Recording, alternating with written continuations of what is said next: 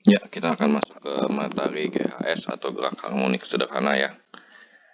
Nah, ini kalau kita lihat contoh getakan di alam ini lebah ya, yang menggetarkan sayapnya untuk bisa terbang. Contoh lain ini adalah burung yang kita biasa sebut kolibri ya, atau hummingbird. Ya, mereka ini menggetarkan sayapnya dengan sangat cepat sekali untuk bisa terbang ya.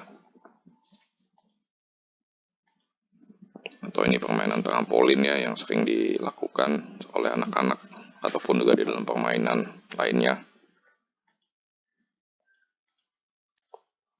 Nah, definisi getakan kita lihat. Getakan adalah gerakan bolak-balik benda yang terjadi di sekitar titik keseimbangannya. Nah, ini contoh getakan pada pegas tuh. Nah, kita akan menyebutnya satu getakan kalau dia sudah balik lagi ke posisi awalnya. Ketika dia sudah bergetar, balik lagi ke posisi asalnya, nah itu disebut satu kali getakan. Kemudian pada bandul ya, dari satu kali ayunan kita sebut tuh kalau dia sudah kembali lagi ke posisi asalnya, kita sebut satu kali ayunan. Tentunya dia harus mempunyai titik keseimbangan baik pada ayunan ataupun pada pegas. Titik keseimbangan ini adalah titik yang ada di tengah-tengahnya di antara simpangan maksimum dan minimum. Oke, kita lanjutkan kembali. Frekuensi dan periode. Nah, definisi periode adalah waktu yang diperlukan untuk satu kali getaran. Definisi frekuensi adalah banyaknya getaran yang muncul dalam satuan detik. Nah, ini ada contoh soal. Lebah menggetarkan sayapnya 15.000 kali dalam 1 menit. Nah, hitunglah frekuensi periode. Nah, ini kita hitung aja. Frekuensi adalah berarti 15.000 dalam 1 menit bagi 60. Kita dapatkan frekuensinya adalah 250 Hz. Kemudian periodenya ya 1 per F, maka periodenya adalah 1 per 250 second. Inilah definisi frekuensi dan definisi periode ya. Kita melanjut ke dalam gerak harmonik sederhana. GHS, atau biasa kita sebut. GHS ini gerak periodik yang punya simpangan maksimum dan minimum dengan jarak ke titik keseimbangannya sama, atau dengan kata lain kita sebut dengan amplitudo tetap. Ya, itulah kita sebut sebagai GHS. Contohnya pada pegas. Nah, kalau dia simpangan maksimumnya dengan simpangan minimumnya nilainya sama, nah amplitudonya tetap ya, kita sebut dia sebagai GHS. Itu dia. Sekarang kita kenal dan sudut dan fase getaran. Nah, kita harus hati-hati nih dalam menghitung sudut dan fase getaran. Sudut yang kita pakai biasanya dalam bentuk radian, yaitu pi per 2, pi. Nah, pi per 2 itu nilainya sama dengan 90 derajat. Pi adalah 180 derajat. 2 pi ada 360 derajat. Ini kita harus hati-hati dalam menggunakan kalkulator untuk memasukkan ini. Pada saat menghitung dalam derajat, pada saat menghitung dalam radian kita harus aware saja gitu. Oke, ini biasanya disebut dengan sebelah kiri ini adalah grafik yang kita sebut sebagai sudut fase dan sebelah kanan biasa disebut fase getaran. Contohnya, kalau gerakan yang sudah mengarah ke sini, berarti dia sudah melewati sudut fase 90 derajat. Kalau sudut fase 90 derajat, artinya getarannya baru seperempat. Kalau dia udah melewati sini, kita sebut sebagai sudut fase yang 180 derajat atau pi radian ya. Fasenya kita sebut setengah getaran. Kalau dia melewati sini, kita sebut sebagai sudut fasenya 3 pi per 2 radian atau 270 derajat. Dan fase getarannya sudah 3 per 4 getaran. Dan kalau dia sudah balik lagi ke titik asalnya, kita sebut sebagai sudut fasenya sudah melewati 2 pi radian atau 360 derajat. Dan fase getarannya tentu saja sudah melakukan satu kali getaran. Inilah perbedaan sudut fase dan fase getaran. Jadi tidak usah ibaratnya kita berhitung terlalu bagaimana. Konsep getaran itu sendiri adalah kalau ia balik lagi ke titik asalnya kita sebut satu getaran. Ini menggunakan dengan fase ya supaya perhitungannya jadi lebih sederhana. Nah, ini lebih tepatnya lagi. Kita mau lihat. Oke, kita lihat posisi Y. Kalau kita lihat posisi Y, yang garis biru, panah biru adalah amplitudo. Ya. Y ini adalah bentuk dari A sin omega T. Omega T adalah sudutnya atau tadi sudut fasenya. Nah, kalau kita telusuri kembali, ini adalah gerak sekalipun ini GHS ya, di sebelah kirinya itu pemodelan sudutnya ini membentuk gerak melingkar. Nah, gerak melingkar kita punya kecepatan tangensial. Nah, kita butuh tekanan tangensial yang arah komponen Y. Karena kan gerakan kita osilasi yang kita anggap adalah komponen Y. Maka kalau lihat dari gambarnya saja, ini adalah VY dikali cos V dikali kosinus omega T. Sedangkan kita tahu V-nya adalah tangensial ya, kecepatan tangensial adalah A dikali omega. Demikian pula pada saat mencari akselerasinya, akhirnya yang kita butuhkan adalah akselerasi yang komponen Y-nya saja. Nah, dalam hal ini kali-kalikan sinus ya. Nah, ini kalikan negatif, lihat vektornya ke bawah. Jadi kita rumuskan, ini percepatan sentripetal kan A dikali omega pangkat 2. Nah, ini komponen Y-nya aja, dikalikan sinus. Dari sinilah kita dapat fungsi posisi, fungsi kecepatan, dan fungsi akselerasi pada gerak harmonik sederhana.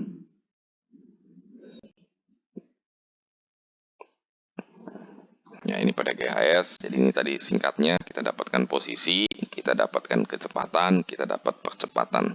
Posisi adalah A sin omega T plus theta awal, kecepatan adalah A kali omega dikali kosinus omega T plus fase awal, sudut fase awal, percepatan adalah minus A kali omega kuadrat dikali sin omega T plus fase awal.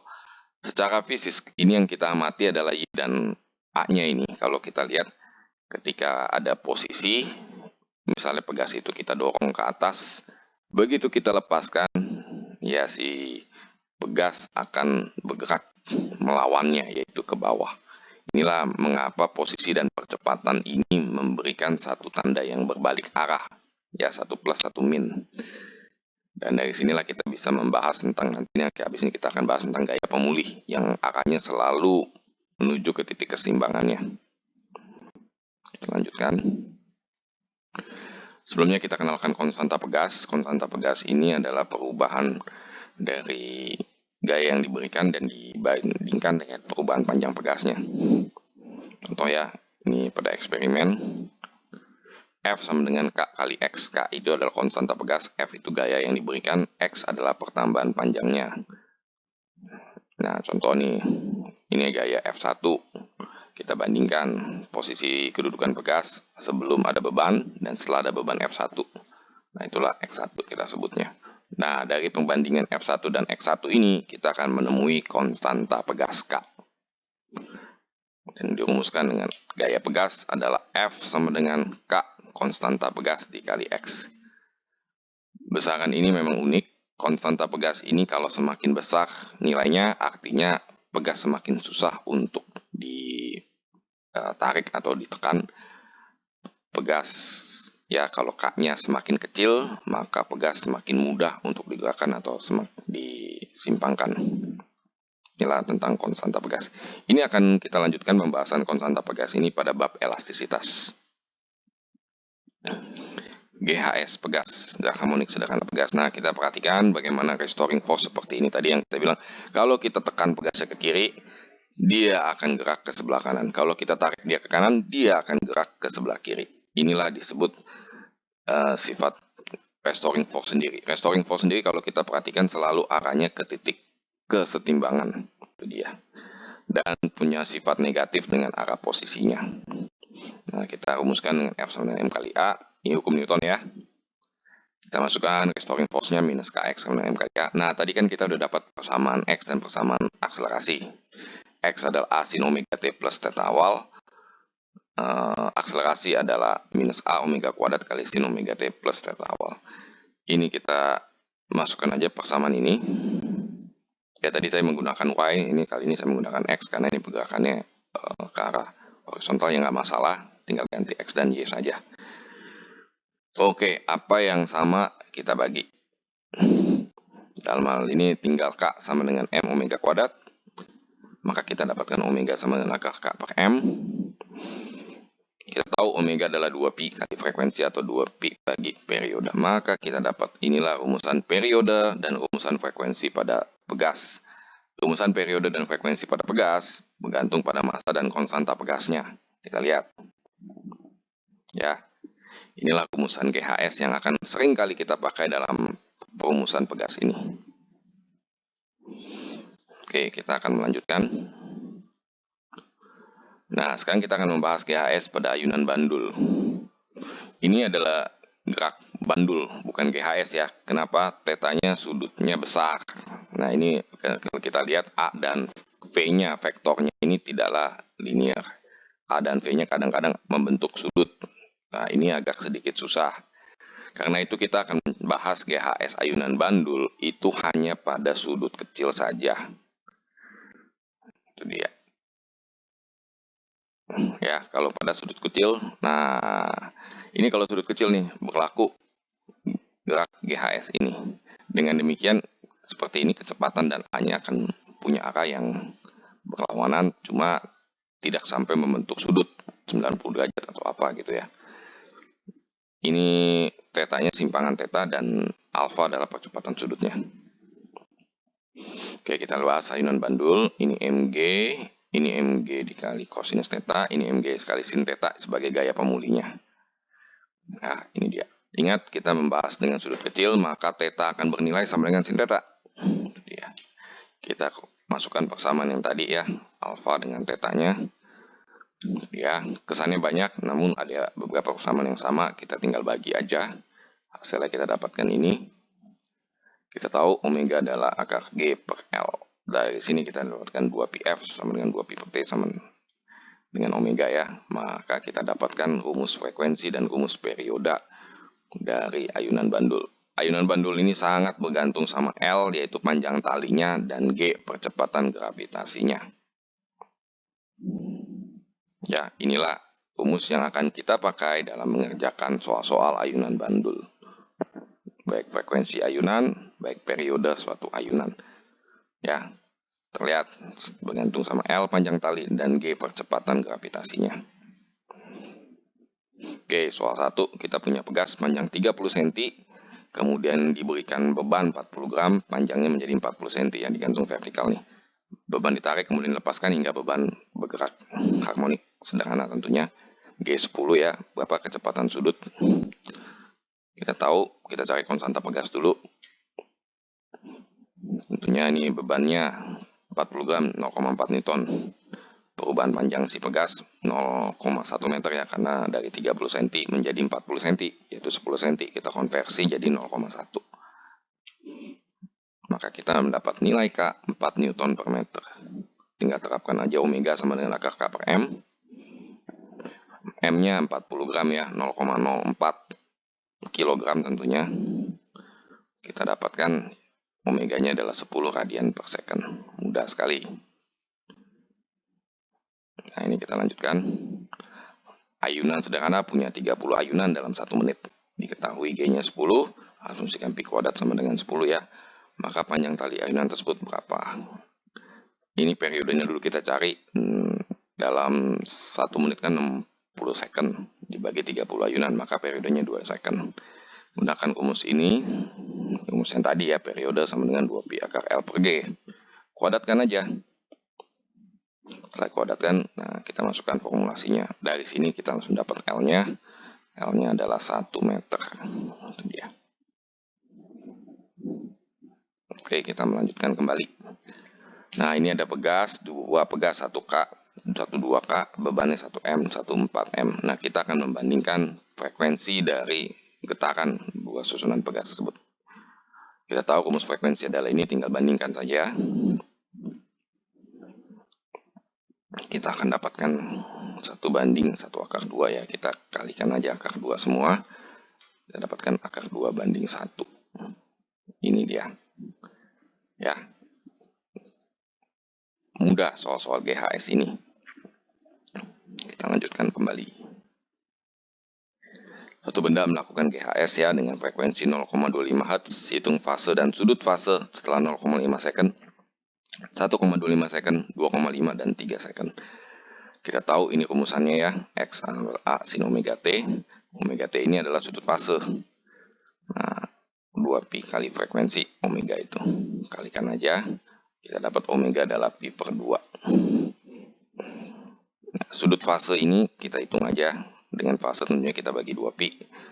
Pada saat 0,5 second, sudut fasenya adalah pi per 4 radian. Berarti fasenya 1/8. Pada saat 1,25 second, sudut fasenya kita dapatkan 5 pi per 8 radian, fasenya 5 per 16 katakan. 2,5 second, sudut fasenya 5 pi per 4, dan fasenya adalah 5 per 8 katakan. Sedangkan 3 second, sudut fasenya adalah 3 pi per 2, dan fasenya 3 per 4 katakan. Ya, inilah pengertian sudut fase dan fase. Sudut fase itu biasanya kita dalam radian. Nah, kalau di kalkulator kan biasanya orang lebih suka menggunakan degree ya. Derajat, contohnya pi per 4 radian nih. Pada saat pi per 4 radian, biasanya kita sebut itu adalah 45 derajat.